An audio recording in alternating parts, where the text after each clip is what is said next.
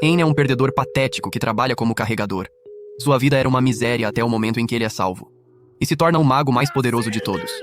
Ain, um avaliador de classe baixa à beira de um abismo, se culpa por ser fraco e cai. Enquanto despenca, ele questiona a própria existência, percebendo que não conquistou nada e que sua vida já está acabando. Ele reflete sobre o quanto tudo foi terrível, como foi tratado como lixo a vida toda, e agora está morrendo como um. Mais cedo, naquele mesmo dia, numa dungeon, Zoid estava lutando contra um monstro rato enquanto Ain observava das sombras. Zoid acerta o rato gigante e Alice, que estava preparando uma invocação, finalmente solta uma bola de fogo, derrotando-o. Os dois se sentem orgulhosos de si mesmos e mandam Ain assumir o serviço, chamando-o de catador de lixo. Ain, que parecia estar de ressaca, tropeça e cai, dando ainda mais motivo para Zoid chamá-lo de inútil.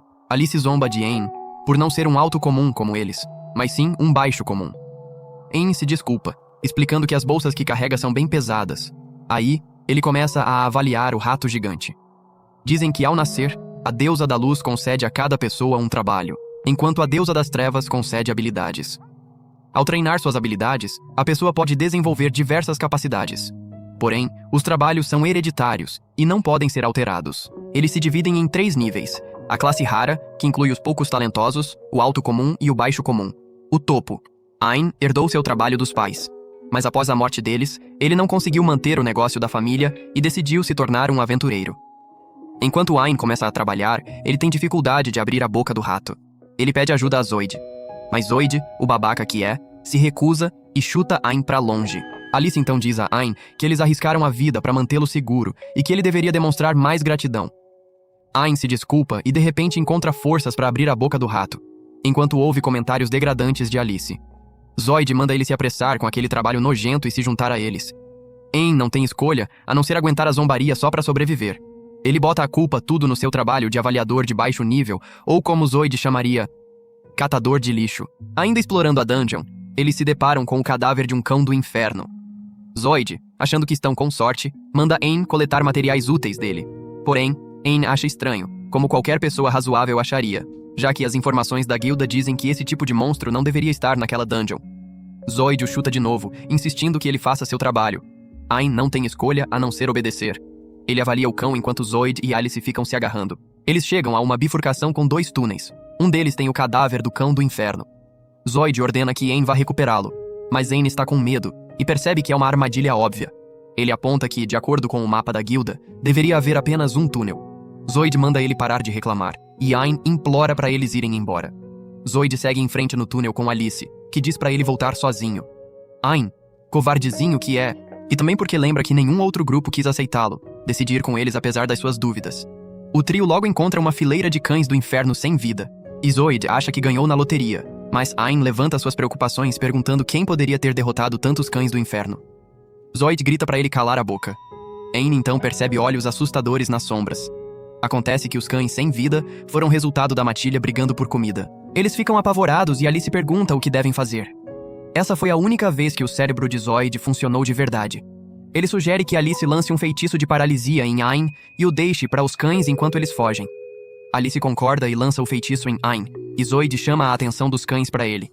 Enquanto ele e Alice escapam, os cães atacam Ain, que está apavorado, mordendo sua perna e seu braço. A dor quebra a paralisia, e Ain pega uma pedra e afasta os cães. Ele balança sua bolsa neles, fazendo cair algumas frutas, o que mantém os cães ocupados, permitindo que ele escape. Porém, ele percebe que Zoid e Alice bloquearam a saída para prendê-lo. Ele xinga os dois. Ele decide pegar a próxima saída, mas a sorte realmente não está do seu lado, e logo ele se vê num beco sem saída. Com os cães atrás dele e um penhasco à frente, Ain solta uma risada tipo Yagami, antes de decidir que prefere pular a ser devorado. Ain bota a culpa de tudo no trabalho que lhe foi atribuído ao nascer. Ele admite que se tornou um aventureiro para escapar da sua vida, mas no final, falhou. Ain percebe que tem o hábito de culpar tudo no seu trabalho e de fugir, e que colocou limites em si mesmo sem realmente tentar de verdade. Ele se culpa por ser fraco e cai, aceitando seu destino. Ain está ferido, sentado perto de um tronco de árvore no meio da água. Uma garota aparece e se aproxima dele e beija sua testa. Ain a vê rapidinho achando que deve ser um sonho, antes de perder a consciência novamente. Quando Ain acorda, ele fica surpreso ao se ver sem nenhum ferimento e vivo. Ele nota a árvore enorme e avalia as gotas d'água dela. Ele descobre que é uma gota da árvore do mundo e fica boquiaberto ao avaliá-la. Suas suspeitas são confirmadas. É realmente uma árvore do mundo. Ayn fica surpreso que a árvore exista. Há muito tempo atrás, havia apenas uma árvore do mundo que produzia a energia mágica usada diariamente pelas pessoas. Elas respiravam o mana gerado pela árvore do mundo da atmosfera e o convertiam dentro dos seus corpos. Diziam que essa árvore murchou há muito tempo e não existe mais. Porém, as pessoas se perguntavam como o mana continuava sendo produzido se a árvore do mundo havia morrido. Estudiosos supunham que outras árvores do mundo poderiam existir em algum lugar, mas apesar de pesquisarem cada centímetro do território, não conseguiram encontrá-las. Ayn agradece à árvore por tê-lo salvo e ouve a voz de uma garota, achando que é só imaginação. Determinado a encontrar uma saída antes de morrer de fome, ele agradece à árvore mais uma vez e se aproxima da saída. Ele sabe que é território inexplorado, pois não estava no mapa, ou seja, nem mesmo a guilda sabe sobre isso. Ayn está ciente de que pode haver inimigos mais fortes que os cães, mas está disposto a enfrentá-los de qualquer jeito com uma pedra na mão, determinado a fazer tudo o que puder. Após caminhar por um tempo sem encontrar nenhum monstro, Ayn baixa a guarda, focando apenas em encontrar uma saída. De repente, ele sente uma dor aguda. Sua orelha foi embora. Em agonia, ele tenta alcançá-la. Mas antes que consiga, acontece outro corte. Lá se vão seus dedos. Em meio a uma dor severa, ele consegue avaliar seu atacante. É um Goblin de classe S. O medo o domina. Os cães eram apenas de classe B. O Goblin ataca novamente, dando múltiplos cortes. Ayn percebe o quão inútil é o seu trabalho. Simplesmente saber o nível do oponente não lhe dá força para lutar. Desesperado, tenta escapar, mas o Goblin com um sorriso maligno se prepara para acabar com ele. De repente, ele para no ar, e então explode. Um novo inimigo aparece. Ayn o avalia e descobre que é um urso da morte de classe S. Ele fica paralisado de medo enquanto o urso rasga seu rosto, danificando um de seus globos oculares no processo. Ayn grita por socorro e tenta fugir, mas o urso da morte o agarra e começa a espremer a vida de dentro dele. Ayn acha que é o fim, mas a sorte resolve sorrir para ele quando o urso é subitamente derrotado. Sua salvadora, porém, não está nada satisfeita por ter ajudado um humano. Ela parece contrariada com a necessidade disso. Em meio a tudo isso, Ayn perde a consciência. Quando ele acorda, se vê novamente perto da árvore, completamente curado. Seu olho, apesar de ter uma cor diferente, está bem. À sua frente está uma garota segurando uma xícara de chá. Ayn a vê como uma bela elfa saída de um conto de fadas. A atenção de Ayn é desviada de Yuri por Úrsula, que então o obriga a beber o chá que Yuri preparou. Depois de provar, ele elogia o chá, o que deixa Yuri animada. Ele descobre que Yuri salvou sua vida e implorou para Úrsula ajudá-lo, e foi por isso que ela eliminou os monstros que o ameaçavam, já que normalmente ela não teria intervindo. Ayn agradece a Yuri, deixando-a ainda mais animada. Porém, Úrsula, que já tinha um problema com ele desde o começo, acerta seu rosto por ele se dirigir a Yuri de forma casual, a quem ela chama de filha. Ela continua a repreendê-lo até Yuri anunciar que não tem problema com isso. Ayn fica confuso com a relação de mãe e filha entre elas, pois elas não parecem ter nada a ver uma com a outra. Úrsula, com uma expressão séria, explica que é a guardiã da árvore do mundo. Ela detalha que existem 9 dessas árvores e que as guardiãs as protegem para garantir sua segurança e paz, e ocasionalmente as protegem de ameaças externas. Ayn descobre que Yuri é o espírito da árvore do mundo. Ele comenta que não é de se admirar que ela seja tão bonita, fazendo Yuri corar. Úrsula rapidamente o golpeia de novo, repreendendo-o a guardar seus paqueras para si mesmo. Ela menciona que não lhe deram um novo olho para isso, o que o lembra que perdeu um olho. Úrsula explica que curou seus ferimentos com gotas da árvore do mundo, mas não conseguiu restaurar seu globo ocular. Em vez disso, elas usaram uma parte da árvore do mundo para criar um artificial para ele, um olho espiritual. Ela acrescenta ainda que foi Yuri quem pediu para ela ajudar Ayn. Curioso, Ayn pergunta a Yuri por que ela faria isso por ele, ao que ela responde que foi porque ele a agradeceu anteriormente. Úrsula acrescenta que é raro alguém cair naquele abismo, mas sempre que isso acontece, Yuri sempre o salva. No entanto, eles nunca a agradecem. E quando descobrem que ela é a árvore do mundo, pegam algumas de suas folhas e galhos para si mesmos. Ayn a agradece novamente por tê-lo salvo 2 vezes. Úrsula manda ele sumir, já que ele está bem. Mas Yuri lembra que lá fora é perigoso. Úrsula diz que não se importa com o que acontece com ele. Yuri implora por uma forma de ajudá-lo, levando Úrsula a concordar relutantemente em treinar Ayn para que ele fique forte o suficiente para sair da dungeon sozinho. Yuri abraça Úrsula em agradecimento, e Ayn, tocado por saber que vai sair da dungeon vivo, abraça as duas. Úrsula diz a ele que está sendo treinado pela sábia mais poderosa e que espera nada menos que esforço total. Ayn está determinado a dar o seu melhor. Eles entram na dungeon para começar o treinamento. Úrsula aponta para a escuridão, mas Ayn não consegue ver nada. Ela diz que ele tem um pedaço da árvore do mundo no olho e que deveria usá-lo. Fechando os olhos, ele se lembra de como Yuri lhe deu luz enquanto ele estava nas trevas. Quando abre os olhos, a dungeon está iluminada, surpreendendo-o. Úrsula informa que seu treinamento finalmente começou. Ela joga uma pedra em um goblin adormecido, provocando-o para atacar. Úrsula instrui Ayn a desviar de todos os movimentos do goblin usando seu poder de avaliação, pois avaliar com o olho espiritual é diferente de um olho normal. Ayn avalia os movimentos do goblin, mas acaba perdendo uma orelha de novo. Úrsula lança uma barreira ao redor deles e cura Ayn com água da árvore espiritual. Ela o tranquiliza, dizendo que não importa quantas vezes ele se machuque, ela o curará. Quando a barreira cai, Ayn imediatamente avalia o goblin voando em sua direção, prevendo onde ele vai atacar. Ele reavalia para cronometrar o ataque do goblin e consegue desviar. Porém, enquanto tenta se gabar para Úrsula, o goblin ataca de novo. Ela avisa para ele não baixar a guarda. Determinado a dominar a avaliação e usá-la sem esforço, Ayn aprende a desviar dos ataques subsequentes do goblin. Após uma semana de treinamento, Ayn se sente orgulhoso do seu domínio, mas se distrai se gabando para Úrsula e é cortado de novo. Úrsula o cura mais uma vez e anuncia que é hora de passar para a próxima lição. Ela o instrui a derrotar o goblin.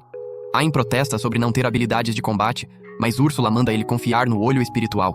Ela então lhe entrega uma espada de madeira feita da árvore do mundo que Yuri cortou para ele. Úrsula avisa para ele ter cuidado com ela. Com a barreira baixada, Ayn se prepara para a batalha contra o goblin. Ele tenta atacar enquanto o goblin avança, mas o goblin desvia. Úrsula diz que ele está muito lento. Ele tenta de novo, mas o goblin o evita mais uma vez. Úrsula lembra que movimentos não são a única coisa que o olho espiritual pode avaliar. Percebendo isso, Ayn foca na trajetória dos ataques do goblin, então entra no modo superavaliação, vendo os movimentos do goblin em câmera lenta. Finalmente ele acerta um golpe, derrubando o goblin. Ayn está animado por ter derrotado um monstro de classe S. Úrsula diz que é cedo para comemorar e o instrui a derrotar todos os goblins que estão lá. Enquanto isso, Yuri está preocupada com Ayn. De volta à dungeon, Ayn derrota todos os goblins. Para a próxima lição, Úrsula o instrui a avaliar a habilidade de um goblin e torná-la sua. Ela explica que a avaliação é sobre ler as informações de um oponente, compreendê-las e então torná-las suas. Ela acrescenta que com o olho espiritual, ele também pode adquirir experiência. Ayn tenta, e embora funcione, é bem doloroso. Ele confirma que adquiriu a habilidade do goblin de correr super rápido, mas rasga um músculo porque seu corpo não consegue acompanhar a velocidade. Úrsula o cura e o urge a continuar correndo. Ayn continua tentando repetidamente, sendo curado várias vezes até que seus músculos param de rasgar. Enquanto se alonga, Ayn informa a Úrsula que está pronto para enfrentar um urso da morte, mas ela diz que ele ainda não está pronto. Para ajudá-lo, ela o instrui a avaliar suas habilidades. Quando ele pergunta quais são suas habilidades, ela não hesita em demonstrar iluminando-o como se ele estivesse passando por uma transformação Super Saiyajin. Úrsula explica que é uma habilidade chamada Encantação Descartável, que permite usar magia simplesmente pensando nela, em vez de passar pelo processo de fazer uma encantação. Ela então o instrui a avaliar tanto a encantação descartável quanto a bola de fogo. Ayn tenta de novo, mas se queima mais uma vez. Úrsula o cura e ele informa que conseguiu adquirir a encantação descartável. Eles tentam de novo e ele avalia a bola de fogo, mas se queima mais uma vez. Ayn treina por 5 dias com as novas habilidades que ganhou. Ele desmaia algumas vezes, mas as gotas da árvore do mundo vêm ao resgate. Após cerca de meio mês de treinamento, Ayn é capaz de disparar milhares de bolas de fogo de uma vez. Ele também aprendeu a lançar magia de nível médio. Com suas novas habilidades e treinamento, ele finalmente está pronto para enfrentar o Urso da Morte. Enquanto observam das sombras, Ayn se sente nervoso, mas Úrsula o tranquiliza dizendo que ele está mais forte do que antes, encorajando-o a usar seu treinamento e vencer. Ela então o empurra para o campo de batalha. Com suas novas habilidades, Ayn luta contra o urso e eventualmente o derrota com 100 rodadas de bolas de fogo. Ele fica surpreso com a facilidade com que conseguiu derrotar um Urso da Morte. Após derrotar o urso, Ayn avalia suas habilidades. Úrsula diz que agora ele tem que derrotar monstros enquanto abre caminho para a superfície, concluindo seu treinamento. Eles estão de volta perto da árvore do mundo. Úrsula diz a Ayn que Yuri tem um presente para ele.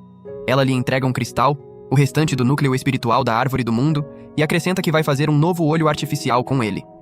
Ayn recusa o presente, afirmando que é a fonte do poder de Yuri. Úrsula diz que ele está apenas emprestando e que voltará à dungeon quando ele não estiver mais vivo.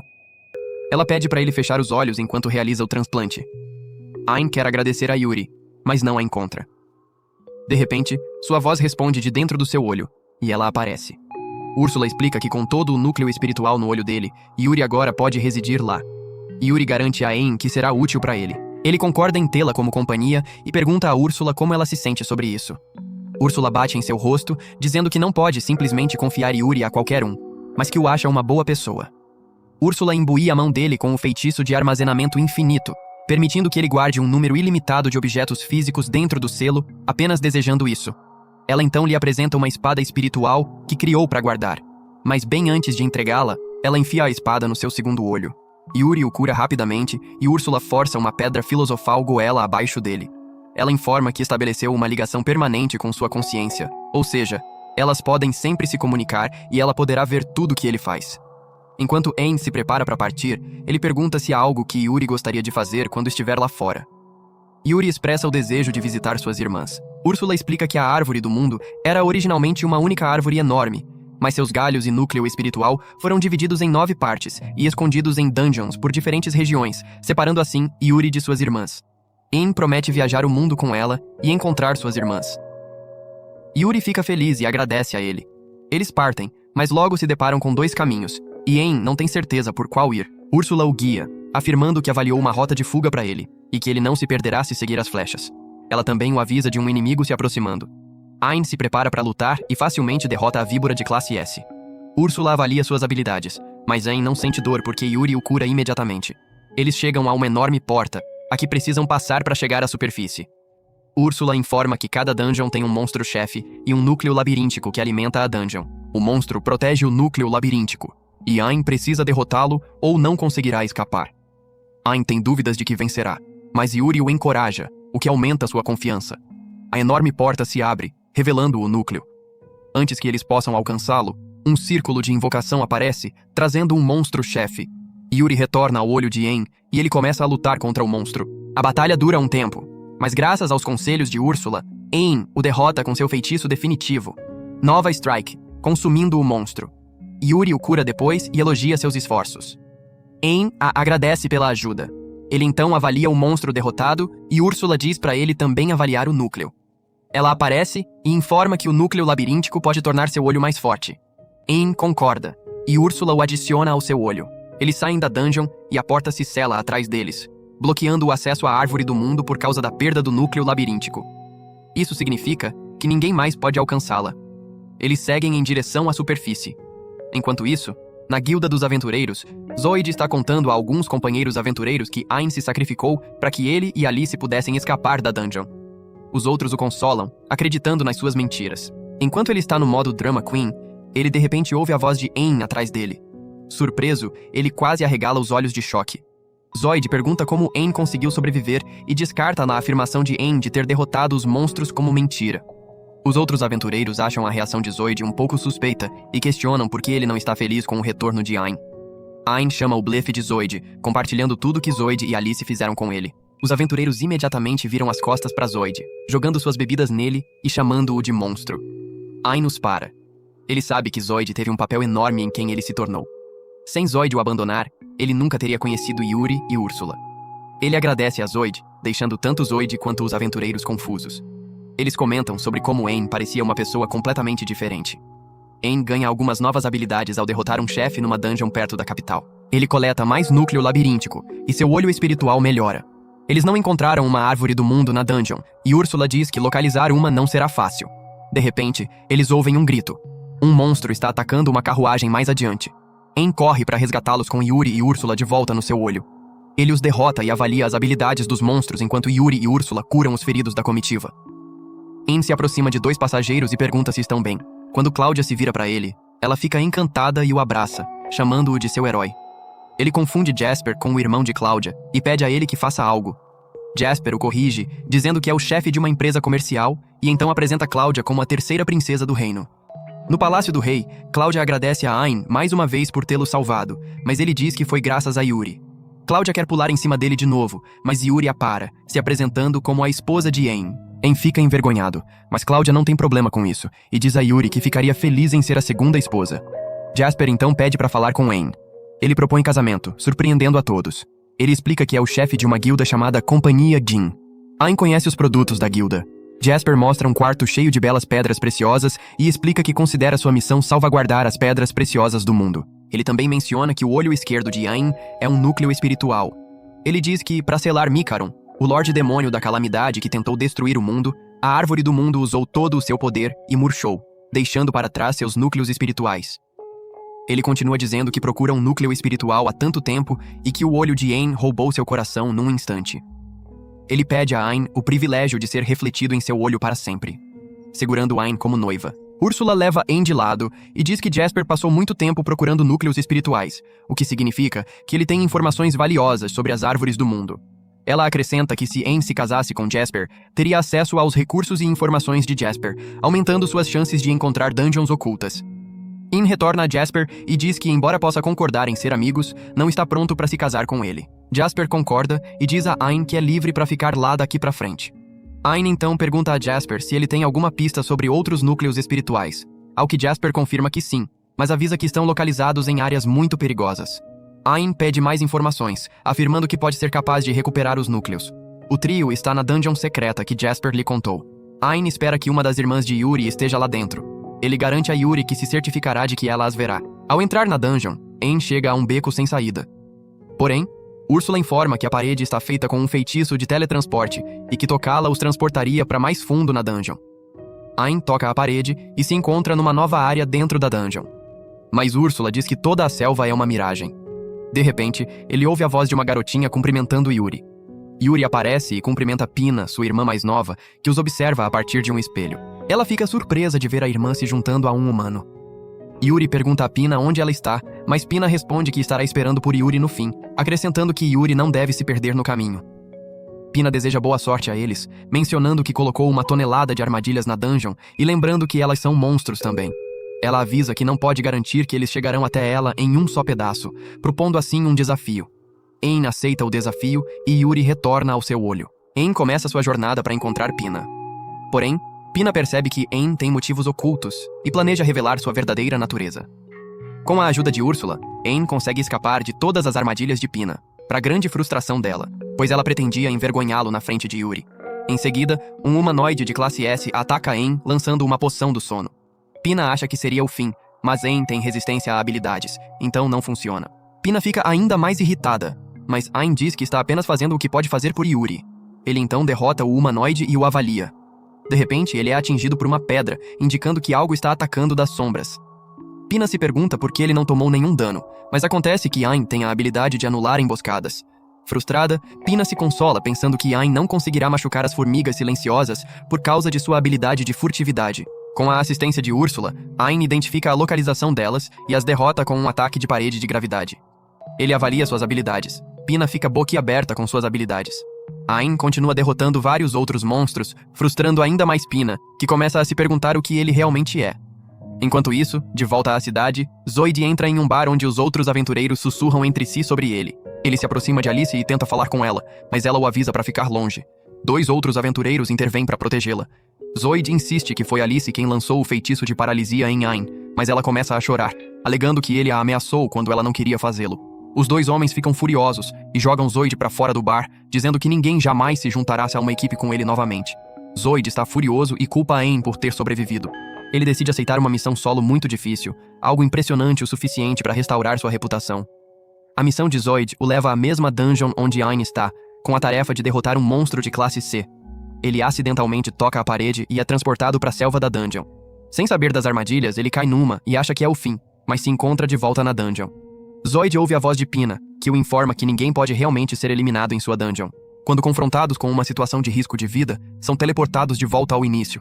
Ela se despede dele, mas Zoid determinado volta várias vezes, tentando e se machucando ao longo do caminho. Por fim, ele se depara com um monstro enorme. Enquanto se prepara para atacar, o monstro o arremessa. Em imensa dor, Zoid ouve a voz de Pina de novo, oferecendo-lhe a opção de desistir e ir embora. No entanto, Zoid se recusa. O monstro inflige mais dano e está prestes a acabar com ele quando inesperadamente o monstro é derrotado por Ayn. Zoid está prestes a agradecer ao seu salvador, mas fica chocado ao descobrir que é Ayn. Ele pergunta o que Ayn está fazendo lá, e Ayn responde que veio para limpar a dungeon. Ayn então avalia o monstro de classe S+. Zoid acha difícil acreditar que um baixo comum como Ayn pode derrotar tal monstro com um único golpe. Ayn cura Zoid com a água da árvore do mundo antes de fazê-lo desmaiar. Enquanto Zoid perde a consciência, ele ouve Ayn dizendo a Pina para devolvê-lo lá fora, deixando-o confuso sobre o que está acontecendo. Ayn, então, chega à câmara do monstro-chefe, o último obstáculo antes de chegar a Pina. Ele presume que derrotar o monstro-chefe selará a dungeon, mas Úrsula explica que deve estar bem contanto que o núcleo labiríntico não seja destruído. A porta se abre revelando outra selva do outro lado. De repente, o chão começa a vibrar e Ayn ativa seu modo de voo. Ele percebe que o inimigo é o próprio chão. Uma parte do chão se eleva, expondo uma tartaruga massiva. Ayn a ataca com uma bola de fogo, mas não tem efeito. Seus outros ataques também se mostram ineficazes. Ele então elabora um plano e arrisca, voando direto em direção a ela. No nível do chão, Ayn aguarda o ataque do monstro. Úrsula o avisa que está sendo imprudente e pode ser esmagado. O monstro levanta uma pata para pisá-lo, mas como suspeitava, seus ataques físicos não conseguem acertar Ayn, porque ele é uma ilusão. Ele lança um feitiço de dispersão, revelando a verdadeira forma do monstro. Uma tartaruga pequena. Úrsula elogia Ayn por ter descoberto o que nem ela conseguiu. Ele avalia a tartaruga e Úrsula sente uma familiaridade com ela. Pina, ainda chateada que nenhum de seus planos funcionou, diz a Ayn que ele deve derrotar a tartaruga, pois é a única forma de limpar a dungeon. Ayn acaba por convencê-la a se encontrar com eles sem precisar machucar a tartaruga cubo. Pina e Yuri se abraçam, felizes de se ver. Pina então brinca com Yuri sobre seus sentimentos por Ayn. Ayn se sente feliz por Yuri ter encontrado uma de suas irmãs. Pina expressa o desejo de ir com eles, dizendo que está cansada de ficar embaixo da terra e promete dar seu núcleo espiritual a Ayn. Eles concordam em levá-la e de repente a tartaruga pula do ombro de Ayn e se transforma em uma garota. É Kurohime, a guardiã de Pina. Úrsula e Kurohime se reencontram. Ayn então pede permissão a Kurohime para levar Pina para o mundo exterior. Kurohime concorda e pede para ir com eles também. Ela lhe dá sua pedra filosofal, o que permitirá que ela viaje com Pina. Ela demonstra sua habilidade, revelando que pode criar barreiras, afirmando que seria útil a ele. Úrsula então adiciona o núcleo espiritual de Pina ao olho artificial de Ayn, sendo rude, claro. Assistindo Yuri e sua irmã juntas, Ayn se sente feliz por Yuri. Ele está determinado a encontrar as 6 irmãs restantes. Quanto mais, melhor. Enquanto isso, do lado de fora da dungeon, Zoid acorda. Ele chora ao perceber que foi salvo por um baixo comum que ele olhava de cima para baixo. Jasper leva Ayn à guilda para vender seus itens. Todos ficam animados com a presença de Jasper. Ele é tipo uma celebridade. A atendente presume que Jasper está lá para ver o mestre da guilda, mas ele esclarece que está apenas acompanhando Ayn. Ayn então a informa que gostaria de vender alguns itens que coletou nas dungeons. Jasper acrescenta que quer comprar tudo que Ayn vender para eles. A atendente pede a licença da guilda de Ayn e descobre que ele é de classe F e que seu trabalho é avaliador. Ela expressa dúvida de que um avaliador possa derrotar monstros e avisa a Jasper que Ayn pode estar tentando enganá-lo. Os aventureiros olhando zombam de Ayn por ser um baixo comum. Jasper encoraja Ayn a mostrar os itens para eles e todos ficam chocados ao ver a pilha de itens raros na mesa. Eles começam a suspeitar que ele possa tê-los roubado. Ayn se sente desanimado com a reação deles. É exatamente por isso que eu não queria visitar a guilda. Bem nesse momento, Megan, o mestre da guilda, silencia os outros aventureiros. Ela diz que é uma tolice julgar alguém com base em seu trabalho. Aproximando-se de Ayn, ela comenta sobre seu olho artificial. Após avaliar os itens de Ayn, a atendente confirma que são legítimos. Todos ficam surpresos e Jasper assegura Ayn. A garota se desculpa por ter olhado de cima para baixo mais cedo. Megan também se desculpa em nome dela, dizendo que mesmo que nossos destinos sejam decididos ao nascer, a vida é divertida porque existem aqueles que se recusam a caber em tais caixas. Ayn é tocado pelas palavras dela, dizendo que se há pessoas como ela, ele está feliz por ter decidido vir. Megan afirma que admira pessoas fortes e que ele é exatamente o tipo que ela quer em sua guilda. Ela o encoraja a pensar em se juntar e então vai embora. A atendente instrui Ayn a esperar na sala de espera enquanto processa seus itens. Jasper diz a Ayn que também entregue os itens que obteve ao limpar a dungeon secreta. Todos ficam espantados, se aglomerando ao redor dele com perguntas, mas Ayn consegue escapar e sai correndo. No palácio de Jasper, que agora é também o de Ayn, ele está tomando banho. Ele se sente exausto de toda a atenção. Nesse momento, Yuri comenta sobre a lua, e ele concorda antes de perceber que ela não deveria estar lá dentro. Pina então aparece e coloca alguns pensamentos estranhos na mente de Yuri, fazendo com que tanto Yuri quanto Ayn fiquem envergonhados. Úrsula também se junta a eles e repreende Ayn por ter pensamentos inapropriados sobre sua filha. Após sair do banho, Ayn encontra Kurohime e eles têm uma boa conversa. Ele descobre que existem 7 núcleos espirituais. Ela explica que embora a primeira árvore do mundo tenha murchado, seu núcleo espiritual não foi completamente destruído, o que significa que a irmã mais velha, a Kahane, provavelmente ainda está viva em algum lugar com sua guardiã.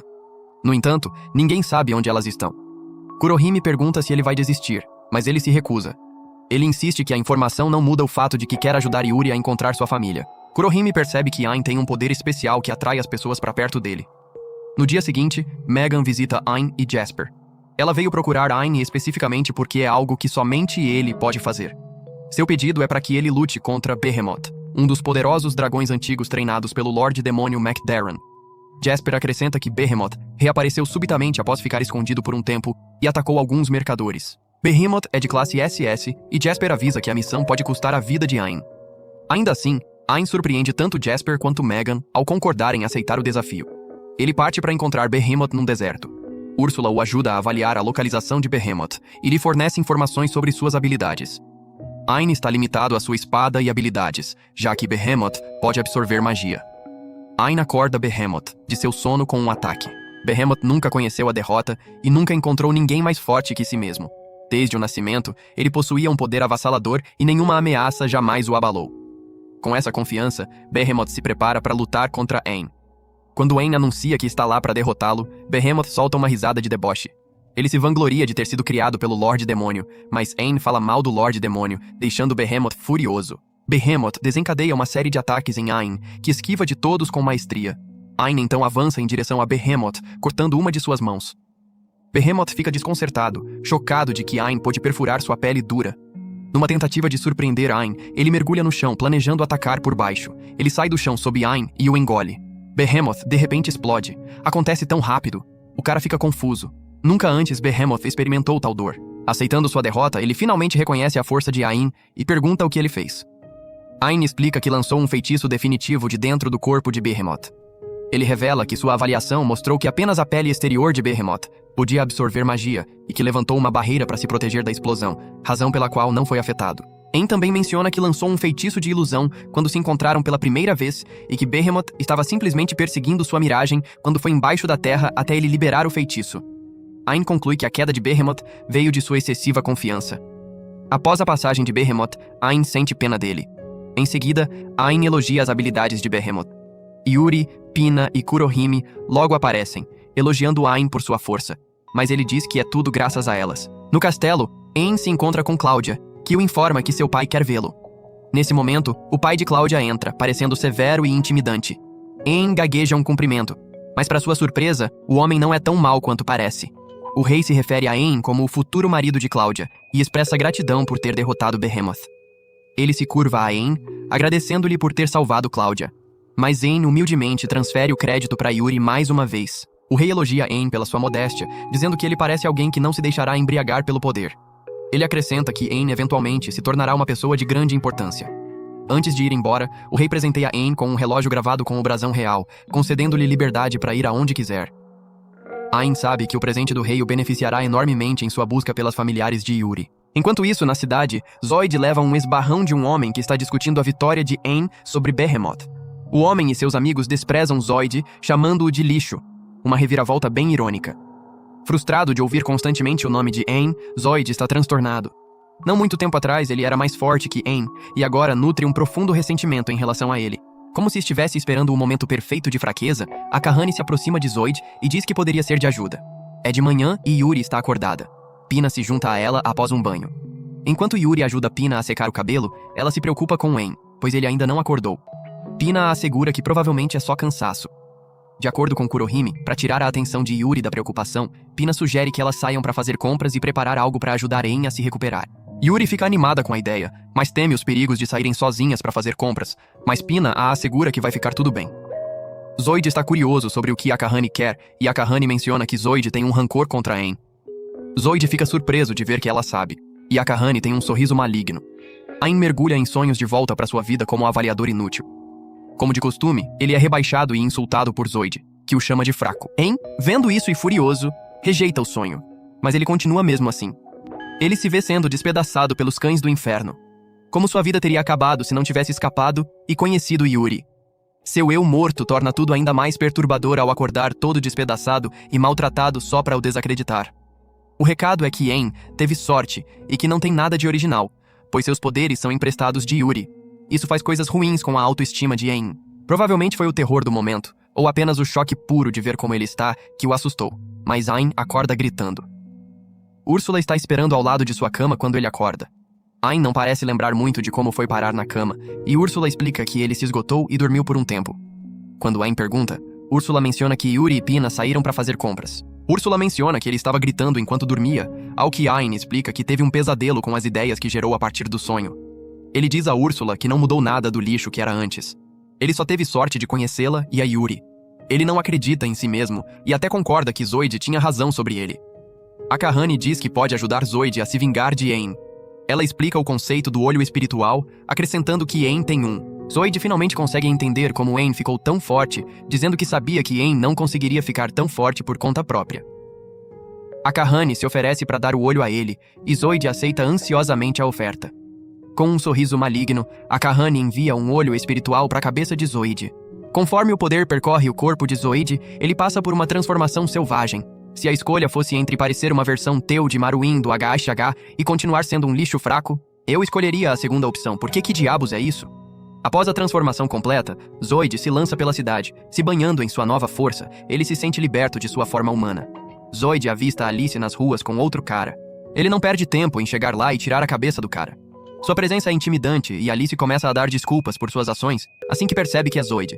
Ela diz que pode voltar e esclarecer que paralisar Aang foi ideia dela. Mas antes de terminar sua fala, Zoid tira a cabeça dela também. Yuri e Pina ainda estão na cidade. Yuri para de repente sentindo a necessidade de ser melhor e também ajudar Aang. Em vez de sempre ser a que está sob a proteção de alguém, Pina fica um pouco confusa quando de repente há uma explosão causada por Zoid. Há muitos feridos, e vendo isso, Yuri e Pina se dirigem ao local para ajudar. A Kahane, que observa à distância, informa Zoid sobre os espíritos dizendo para ele derrubar os espíritos e Aang perderá seus poderes. Zoid, animado de ter Aang de volta em sua forma patética, corre em direção a Yuri e Pina. Ele está prestes a atacar Yuri quando Pina o prende com uma barreira mágica, dando-lhes tempo para escapar. Os ataques de Zoid para derrubar a barreira não funcionam. A Kahane informa Zoid que quebrar a barreira com ataques aleatórios é impossível, sugerindo que ele use a arte anti-espírito, um poder que lhe foi dado, para contrariar a barreira. Zoid obedece e facilmente derruba a barreira com um único golpe. Ele alcança Yuri e Pina, e dessa vez ele facilmente destrói a barreira protetora de Pina. Yuri se coloca na frente de Pina e diz para ela correr, mas Zoid finalmente coloca as mãos em Yuri, espremendo-a como se estivesse tentando espremer pasta de um tubo de creme dental no fim. Zoid insulta Yuri por ter dado seu poder a Aang e acrescenta que agora ela morrerá por causa dele. Bem nesse momento, Aang vem ao resgate. Zoid solta Yuri em reação ao ataque de Aang, enquanto Úrsula e Kurohime chegam também. Elas se desculpam por terem chegado um pouco tarde, mas Yuri diz que sabia que eles viriam. Ela estava com muito medo, obviamente. Aang pede a todos que entrem em seu olho, e eles o fazem. Enquanto se prepara para lutar, ele tenta avaliar Zoid, mas parece que Zoid tem uma habilidade de ocultamento. E de acordo com Úrsula, as habilidades de Zoid são suficientes para enganar até o olho de um deus espiritual. Zoid tenta atacar Aang, mas Aang o rebate. Isso não surte efeito algum em Zoid. Conforme a luta se intensifica, Aang tenta usar uma barreira mágica, mas é avisado de que não funcionará em Zoid. Zoid facilmente quebra a barreira de Aang. A Kahane está confiante e impressionada com sua barreira, e tem certeza de que Aang será eliminado por Zoid. Zoid começa a provocar Aang, e pela familiaridade de sua voz e modo de falar, Aang descobre que é Zoid. Zoid menciona que também recebeu a bênção de um espírito, e parece muito animado com isso. Aang está tentando assimilar tudo, ficando um pouco distraído. Antes que Úrsula possa avisá-lo completamente para focar, Zoid consegue acertar Aang e o manda voando.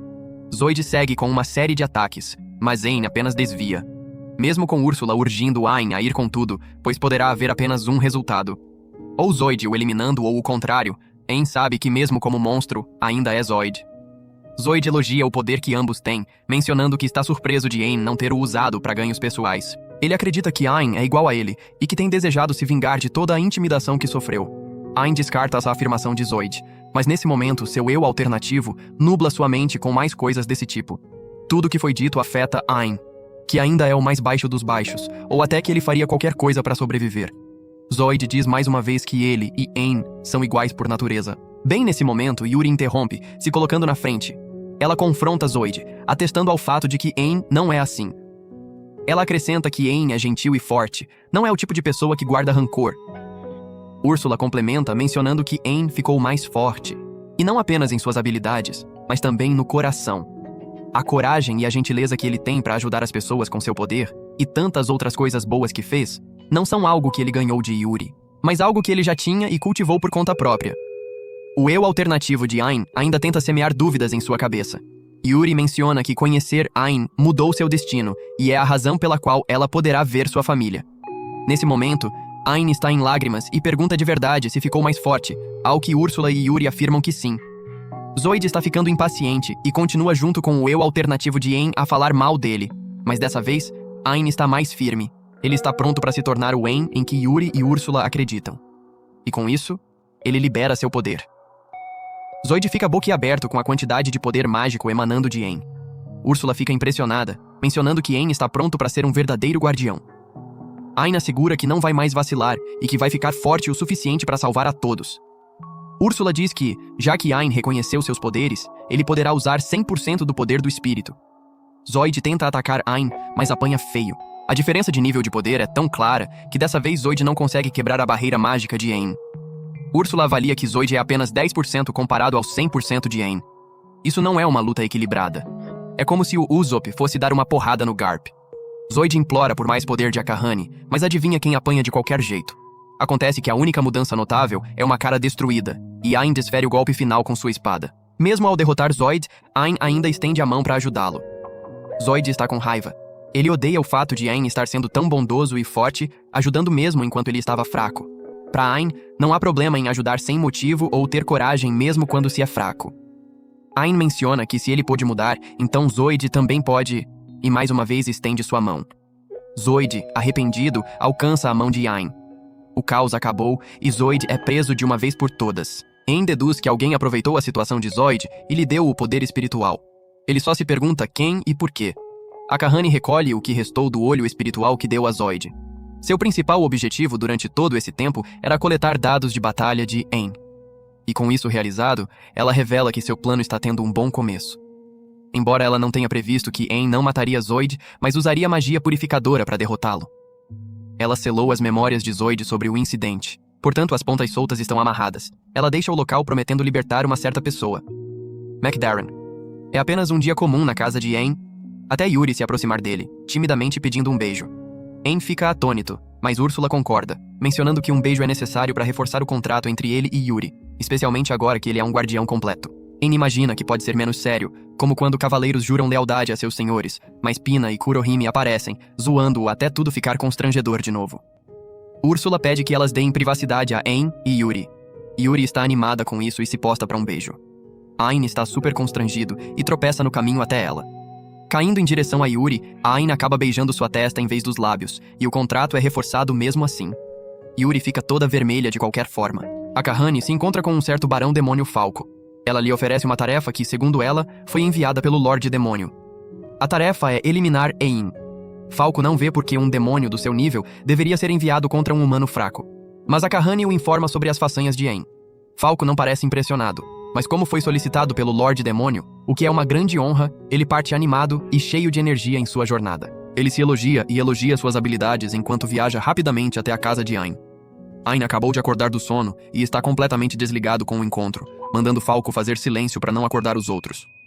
Falco, provocado, desencadeia seu ataque definitivo, mas apanha um tapa e vai embora. Quase no nível de desrespeito que Luffy deu ao Kaido, antes de Falco bater no chão. Aang o alcança e termina o serviço no ar. Pelo menos Falco conseguiu experimentar a diferença de poder entre eles antes de desmaiar. Enquanto Aang avalia as habilidades de Falco, os outros finalmente se juntam a ele saindo do sono. Pina zoa Aang, mencionando que ele deve ser mais forte que Úrsula, por conseguir enfrentar um inimigo sem a ajuda dela. E Úrsula prova que ela está errada com uma chave de submissão devastadora em Aang, só que não importa se ele submete. Aang e Yuri visitam o castelo no dia seguinte para conferir a biblioteca proibida. Eles encontram Cláudia no caminho e ela escolta Aang por alguma distância antes de afirmar que não tem permissão para continuar. O bibliotecário concede acesso, e já que Aang tem o passe do relógio de prata dado a ele pelo rei, ele consegue passar. Porém, Yuri e Úrsula não podem acompanhá-lo, pois há uma barreira poderosa bloqueando-as. Aang continua sozinho até chegar à biblioteca. Ao chegar, Aang fica impressionado com o tamanho dela, o que dá bastante trabalho considerando que ele está procurando uma pista. Nesse momento, ele percebe uma garota caindo lá de cima e corre para salvá-la. É a bibliotecária, desconcertada, mas de um jeito indiferente. Após Aang se apresentar, ela menciona que se chama Alice. Alice questiona por que Aang está na biblioteca e ele revela que precisa pesquisar sobre dungeons secretas, explicando ainda que há alguém muito importante para ele e que quer ajudá-la a encontrar sua família. Com isso, Alice lhe entrega um livro com informações sobre as dungeons secretas. Aang fica animado, só para ficar atônito quando Alice pergunta como Yuri está. Acontece que ela é irmã de Yuri e reconhece o núcleo espiritual de Yuri no olho de Aang. Após confirmar, Aang percebe que o livro não contém uma dungeon secreta, e Yuri não acha que Alice deu o livro errado por engano, e Pina concorda. Aang toma a decisão de voltar à biblioteca para esclarecimentos. Aang se desculpa com Yuri pelo fato de ela ainda não poder se encontrar com Alice. mas promete fazer tudo o que estiver ao seu alcance para tornar isso possível.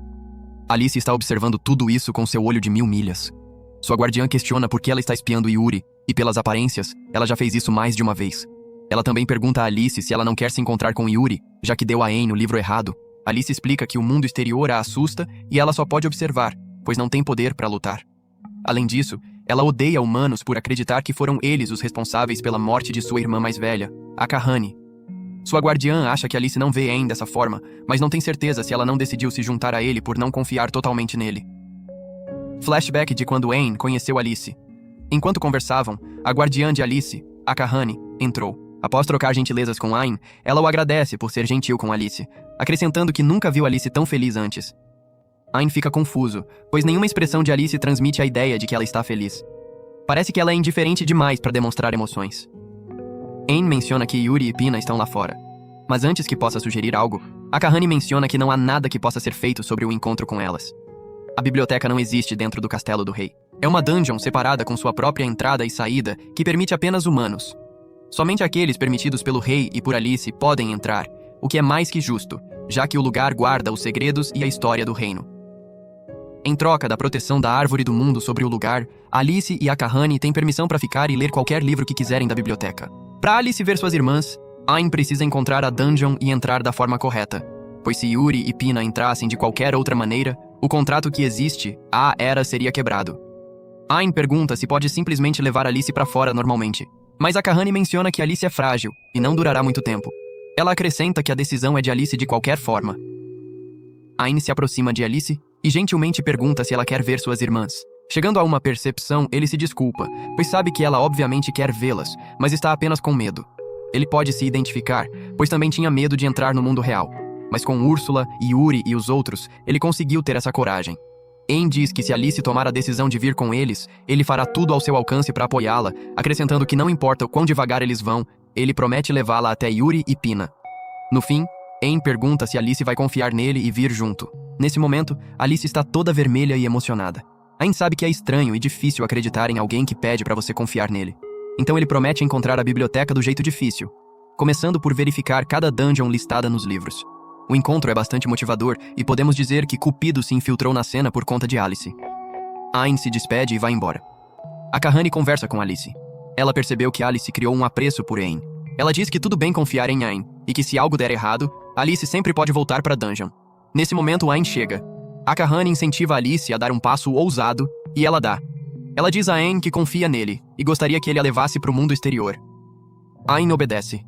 Pedindo desculpas pelo método, Anne voa com Alice para fora, agradecendo-a por confiar nele. A Kahani dá a Anne o núcleo espiritual de Alice, e já que ela não pode usar magia de teletransporte, ela concede uma réplica mágica de si mesma, como um clone. Com isso, eles partem para se encontrar com Pina e Yuri. A jornada é um pouco agitada, e Alice é muito mais fraca do que Anne esperava. Após lutarem para chegar ao portão, Anne enfrenta o chefe final. É um pouco chato, mas Anne limpa. Enquanto ele avalia o chefe, Alice está preocupada e vai verificar se Anne está machucado. Reina assegura que está bem e agradece Alice pela preocupação. Eles finalmente chegam em casa e Alice conhece Yuri e Pina. Todas ficam animadas. Só que cada uma tem um jeito diferente de demonstrar. A Kahani encontra suas companheiras guardiãs e por algum motivo Úrsula está um pouco mais tensa do que quando encontrou Kurohime. Yuri anima empolgada abraça Anne, agradecendo-o por trazer Alice. A reação de Alice desperta o instinto de zoação de Pina. Para investigar se Alice gosta de Anne, Pina também abraça Anne, criando uma isca que Alice cai redondinho. Pina continua provocando e zombando de Alice. E quando Anne tenta intervir, ele é confrontado com a pergunta de se gosta de Alice. Anne está numa sauna e, constrangedoramente, junto com Yuri e as outras, elas continuam provocando-o, deixando-o super desconfortável. Longe de tudo isso, Anne pergunta a Úrsula sobre processar o núcleo espiritual de Alice e a Kahani lhe dá sua pedra filosofal, pois adoraria ajudar também. Úrsula pede a Anne que se abaixe em preparação para o processo. De repente, Alice sai, mas escorrega e cai. Numa reviravolta infeliz dos eventos, ela agarra os shorts de Anne para se equilibrar, puxando-os acidentalmente para baixo. Isso deixa Anne sentindo-se ainda mais constrangido e envergonhado. Megan e Jasper fazem uma visita em sua casa. Após trocarem cumprimentos descontraídos, chegam ao assunto que os trouxe até lá. Por pedido do rei, Anne recebe uma tarefa para eliminar demônios aterrorizando o domínio de Hayik. Os demônios foram aprisionados por séculos por uma parede dimensional, mas ultimamente estão em franca agitação. Aang consulta Úrsula e as outras, mas Úrsula protesta contra ajudar meros estranhos, lembrando-o de que seus objetivos estão em outro lugar. Aang menciona que ele também era um estranho quando Yuri e ela o ajudaram. Ele pode se identificar com a situação de enfrentar um inimigo avassalador e deseja ajudar essas pessoas em necessidade, assim como Úrsula e Yuri uma vez o ajudaram. Yuri e as outras concordam com Aang, e Úrsula vê algum sentido nisso e acrescenta que está bem com isso se Yuri também estiver. Aang aceita a tarefa. Um homem e sua filha junto com um grupo de pessoas entram na floresta. Todos estão sombrios, como se estivessem numa era apocalíptica. A filha reclama ao pai sobre sua fome e ele a assegura que não sofrerá mais por muito tempo, pois estão indo a um lugar onde ela não terá que sofrer mais. Ela parece animada, imaginando ser como o céu, onde acredita que sua mãe está. Mas seu pai parece perturbado. Eles chegam ao destino e nesse momento o chão começa a tremer. Diferente da menina confusa, os outros estão bem cientes do que está acontecendo. Mencionando que o Lord Hydra, um demônio, está chegando, todos se prostram. Eles vieram com a intenção de ver o demônio e fazer um sacrifício, que é oferecer a filha do homem ao demônio. O homem melancolicamente diz à filha para ir ao demônio, se referindo a ele como Deus. Ele diz que isso a levará ao céu, embora ele não vá se juntar a ela no momento. Ele já está soluçando quando sua filha, que estava tentando ser corajosa, o consola, dizendo para não chorar por ela, pois ela não estará lá para enxugar suas lágrimas como fazia quando ele chorava pela mãe dela. Ele fica ainda mais de coração partido ao saber que sua filha estava ciente de tudo o tempo todo. Ela corre em direção ao demônio. O Lord Hydra reclama da demora deles, mas fica impressionado com a oferta, pois suas diferentes cabeças parecem ansiosas para devorar. Bem quando a menina tremendo pede que o demônio a leve ao céu, seu pai corre com uma mudança de coração, pedindo ao demônio que o leve em seu lugar. Os aldeões protestam contra sua atitude, pois o sacrifício é a única forma de sua aldeia permanecer segura. O Lord Hydra não aceita homens e os lembra do pacto. Ele pega uma mulher por mês, em troca de não destruir a aldeia, e por causa disso está puto, e lança um gás venenoso para matar a todos. Está prestes a devorar a menina, quando Aang intervém bem quando ela grita por socorro. Úrsula analisa o demônio, e com a ajuda de Yuri, detecta e limpa o veneno, curando os aldeões. O Lord Hydra fica surpreso que Aang possa neutralizar o veneno só com um olhar, e o próprio Aang fica surpreso também, embora soubesse que os poderes de Yuri tinham evoluído. Aang urge os aldeões a correr, dizendo que vai lidar com o demônio, mas eles não veem sentido em correr já que o Lord Hydra ainda virá atrás deles. O Lord Hydra concorda com eles, pois não acha que um humano tão pequeno possa virar o jogo. Enquanto ele se gaba, Aang puxa um corte de espada nível Zoro, liquidando o Lord Hydra com um único golpe. Os aldeões ficam boquiabertos e alguns até o conhecem. Úrsula analisa o movimento de Aang e, para surpresa de Aang, ela elogia sua tática. Após elogiar suas habilidades, os aldeões o agradecem felizes por tê-lo salvado. Aang menciona que gostaria de se encontrar com o senhor do domínio deles, mas nesse momento há uma queda repentina no humor dos aldeões. O pai da menina diz que são gratos que Aang nos salvou, mas teria sido melhor se ele não tivesse. Dito isso, todos vão embora. A menina se solta do pai e corre de volta para agradecer a Aang. Aang promete fazer o seu melhor para proteger os sorrisos deles. Com essa garantia, a menina antes sombria fica animada. Aang a manda embora, agora ansioso para se encontrar com o Senhor do Domínio. Ao chegar ao solar do Senhor, Aang e os outros não se sentem bem com o lugar, pois é suspeitosamente luxuoso. Com isso em mente, Aang pede a todos que voltem ao seu olho, já que não sabem o que está à frente. Aang se apresenta ao entrar no edifício. Um homem vem a ele se apresentando como Nigon. Ele parece ter algum conhecimento sobre Aang. Nigon oferece a Aang algum petisco, uma refeição que ele mesmo fez. Aang experimenta e parece rivalizar com a água do mar no concurso de salinidade. Aang não diz a verdade sobre como a refeição realmente é, mas Nigon experimenta ao prová-la. Acontece que ele confundiu sal com açúcar. Indo ao assunto, Aang pergunta sobre os demônios que começaram a aparecer no domínio de Nigon. Nigon menciona que não sabe de nenhum demônio, acrescentando que houve apenas avistamentos de monstros das florestas do abismo onde residem. Ele acredita que as pessoas confundiram monstros com demônios, e pede que Aang envie a palavra de que não há problema em seu domínio. Aang ainda pede para dar uma volta só para confirmar. Ele menciona que as pessoas parecem estar lutando, acrescentando que derrotou uma hidra no caminho. Ao ouvir isso, Nigon fica tão chocado que derruba seu chá. Ele entra em pânico, mencionando que a aldeia será aterrorizada por monstros novamente. Ele menciona que os monstros ficaram afastados por causa da proteção da hidra, e Aang aponta que a hidra exigia sacrifícios. Nigon apoia o sacrifício de algumas pessoas para salvar mais vidas, mencionando que Aang não estará sempre lá para protegê-los. É seu dever proteger o domínio que herdou de seu pai, e ele revela que fará o que for preciso para cumprir esse dever. Ele encerra a reunião e se retira. Aang vai embora, se perguntando se fez as coisas da maneira errada. Apesar disso, ele não se sente bem com o sacrifício de ninguém por essa causa. Bem quando está em conflito, Yuri aparece, confortando-o.